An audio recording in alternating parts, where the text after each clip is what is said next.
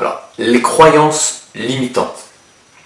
Donc, dans cette partie-là, je vais vous citer quelques passages de bouquins que j'ai appréciés qui parlaient de ça pour que vous compreniez précisément ce que c'est les croyances limitantes qui nous empêchent d'avancer et d'évoluer. Tout d'abord, j'aimerais citer un passage du livre de Marshall Rosenberg, encore une fois, de son livre « Les mots sont des fenêtres ou bien ce sont des murs ». Lui, comment il voit les croyances limitantes, il nous dit à travers son bouquin que nous avons tous assimilé un certain nombre de choses qui nous limitent en tant qu'êtres humains.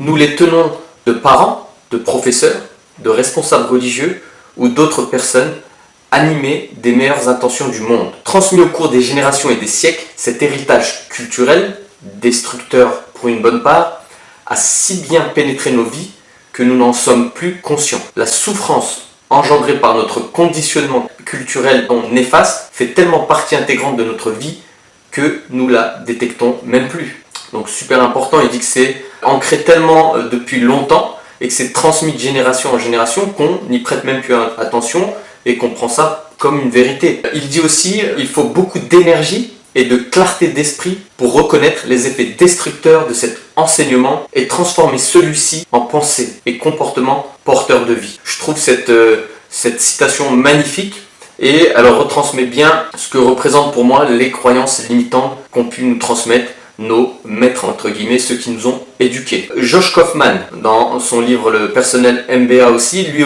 il parle de croyances limitantes en disant « En général, il existe deux visions du monde fondamentalement différentes. Il y a deux mentalités qui influencent votre réponse aux expériences nouvelles, fixes ou évolutives. Si vous avez un état d'esprit fixe, les échecs diminuent votre propre valeur et par conséquent, vous redoutez d'essayer de nouvelles choses. En revanche, si vous avez un état d'esprit évolutif, les difficultés ne sont que des obstacles à surmonter en travaillant encore plus. L'état d'esprit fixe est un exemple de croyance limitante. Extrêmement puissant aussi comme citation et donc ça représente bien ce que je pense.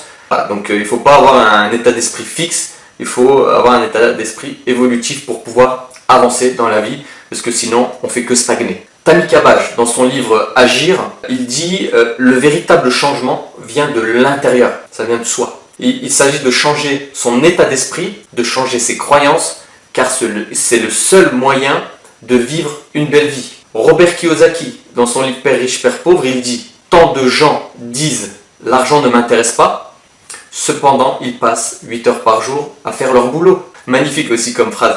Si l'argent ne t'intéresse pas, pourquoi tu passes 8, 10, 15 heures de ton temps à faire un boulot pour gagner de l'argent? Si ça ne t'intéresse pas l'argent, arrête ce travail. Ça fait partie d'une croyance limitante de dire ça. Robert Greene, dans son livre Power, lui, il dit ça. Enfant, nous faisons preuve d'un bel enthousiasme. Nous attendons et exigeons tout de la vie. Ce comportement se manifeste encore lors de nos débuts en société. Au seuil de notre carrière, on a toujours cet enthousiasme-là. Mais en vieillissant, les rebuffades, donc les revers, les échecs, les différentes choses de la vie tracent des frontières qui font que s'affirmer avec le temps. Donc elles s'affirment plus le temps passe. Et ensuite, on s'incline, on s'abaisse et on s'excuse, même pour les choses les plus simples de la vie. L'horizon se rétrécit irrémédiablement. Donc, assez puissante aussi comme phrase, quand on est gamin, on est enthousiaste, souvent on dit qu'on va faire différents métiers. Moi je voulais faire fauconnier, parce que je suis passionné de rapaces, et voilà, je ne vais pas parler de ma vie, mais c'est la conseillère d'orientation, elle m'a dit retombe sur terre, tu vas pas faire ça, va faire un BEP comptabilité. Mais bon, c'est un rêve que j'ai toujours, et je compte le réaliser, pas dans l'immédiat, mais pourquoi pas dans quelques années. Et donc voilà, gamin, on a pas mal de rêves, on a pas mal d'enthousiasme, et plus on grandit, plus on met nos rêves de côté. Et après on s'incline et on accepte la société telle qu'elle est, on accepte notre sort, et on a tendance à s'excuser pour rien et pour tout.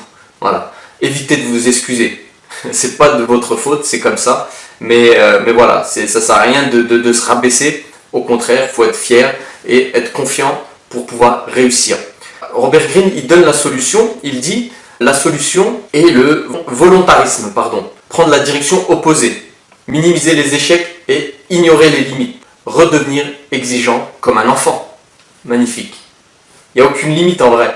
Les limites, c'est ce qu'on a reçu de nos éducateurs, de nos maîtres, entre guillemets, et après on les prend comme une vérité. Mais en vrai, c'est simplement nous qui acceptons ces limites-là. Alan et Barbara Pease, dans leur livre La Réponse, eux, ils disent depuis notre naissance, nous sommes conditionnés par nos dresseurs. En dehors de nos instincts innés, nous débarquons dans le monde, l'esprit vierge.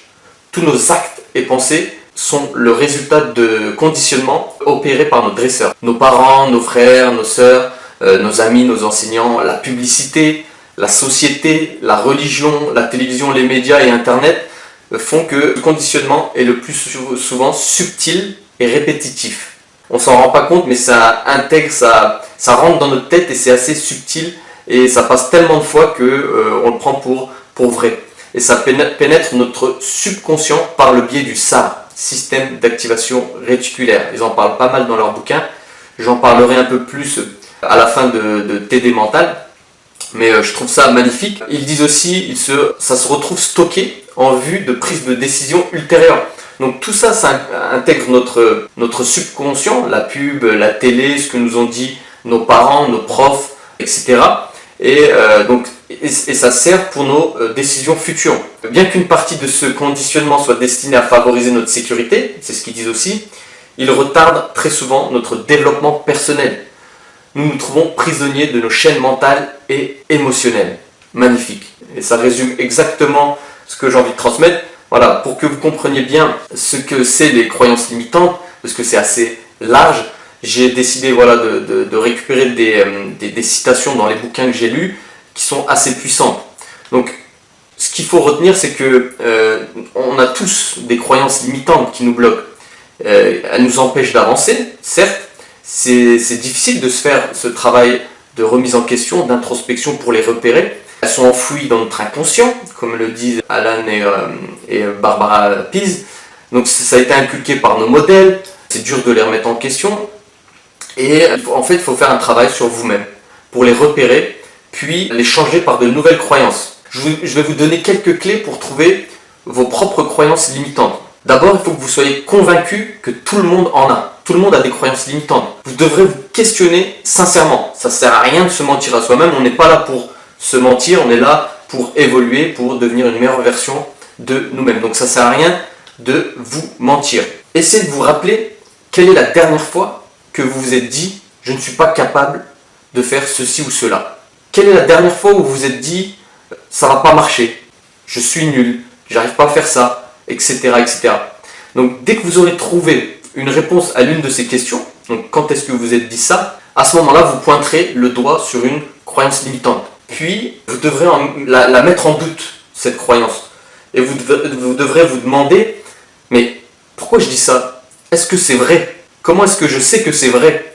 Pourquoi je pense ça? Donc, c'est comme ça que vous allez trouver vos croyances limitantes, les remettre en question, et dites-vous bien que personne n'a de défauts fondamentaux, à part si vous avez un handicap dès votre naissance, mais personne n'est incapable d'apprendre ou de faire.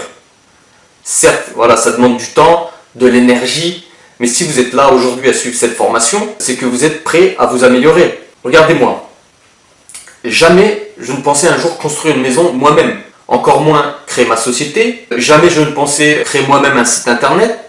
Jamais je pensais un jour peindre des tableaux. Jamais je pensais lire autant de bouquins. Parce que j'ai commencé à lire, c'était ma femme qui m'avait offert un bouquin. Et là, j'ai découvert la vie. Voilà, la vie, non, mais j'ai pris un plaisir à lire. Et je ne me suis jamais arrêté depuis. Etc. etc. Il n'y a pas de limite. Jouer du piano, j'avais envie d'essayer le piano, j'ai pris des cours, ça ne m'a pas plu, maintenant je sais. Donc il y a pas mal de limites qu'on se crée nous-mêmes. En vérité, ça ne sert à rien, il n'y a aucune limite. Maintenant, j'ai enlevé le terme jamais et impossible de ma tête, de mon vocabulaire. Tout ce que je me dis maintenant, c'est si lui il l'a fait, je peux le faire aussi. Ensuite, je cherche en moi ce qui me motive et m'attire vraiment. Ensuite, je me forme, je me renseigne sur le domaine et je passe à l'action. Je me dis pas non, ceci, non, cela. Non, j'essaye et après je vois. Et si ça me plaît, ça me plaît. Si ça me plaît pas, bah, je passe à autre chose. Grâce à ce travail sur moi-même, je vois les choses complètement différemment. Je me dis plus c'est impossible. Je me pose simplement la question avant de faire quoi que ce soit, est-ce que je veux vraiment utiliser mon temps pour faire ça?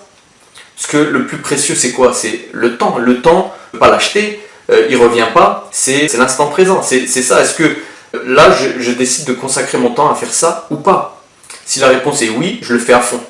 Et je trouve des solutions pour y arriver. Je ne suis pas là à tergiverser, à me poser des questions. Comme cette formation que je crée, le fait de créer mon entreprise, j'en ai eu pas mal qui m'ont dit mais t'es fou, est-ce que tu as pensé à ça? Voilà, déjà si on arrive à penser à 40% des choses et qu'elles se réalisent, c'est déjà pas mal.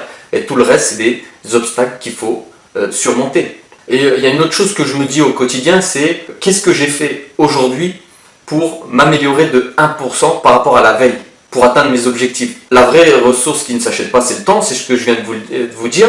Donc c'est pour ça que j'essaie de m'améliorer tous les jours. Tous les jours, j'essaie d'apprendre quelque chose, de m'améliorer pour atteindre cet objectif que j'ai. C'est un objectif à long terme, mais cet objectif pour l'atteindre, c'est étape par étape. Si vous avez la volonté d'apprendre et de vous améliorer tout en faisant ce qu'il vous plaît, rien ni personne pourra vous arrêter. Vous allez tomber sur des gens qui vont vous dire au début mais t'es fou, à ta place je ne ferai pas ça, ou il ne faut pas faire comme ça, il faut faire comme ça. Et souvent, moi personnellement, les gens qui m'ont dit ce genre de choses, souvent, elles m'ont transmis leur peur ou leur propre blocage. C'est pas qu'elles ne vous aiment pas, il ne faut pas se dire ça. Au contraire, elles vous aiment bien, mais elles vous transmettent leur peur. À vous de leur prouver qu'ils ont tort. Soyez un bon sceptique, je le dis encore une fois, expérimentez, testez et faites-vous votre propre opinion, mais faites les choses intelligemment sans brûler les étapes. Voilà.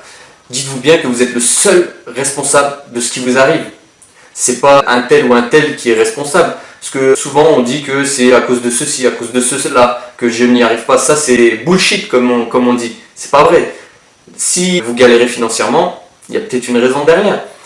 On va en parler dans la prochaine vidéo du fait qu'il faut assumer ses responsabilités. Voilà. J'espère que cette vidéo vous a plu. Prenez le temps de faire ce travail de remise en question. C'est super important de trouver ces croyances limitantes.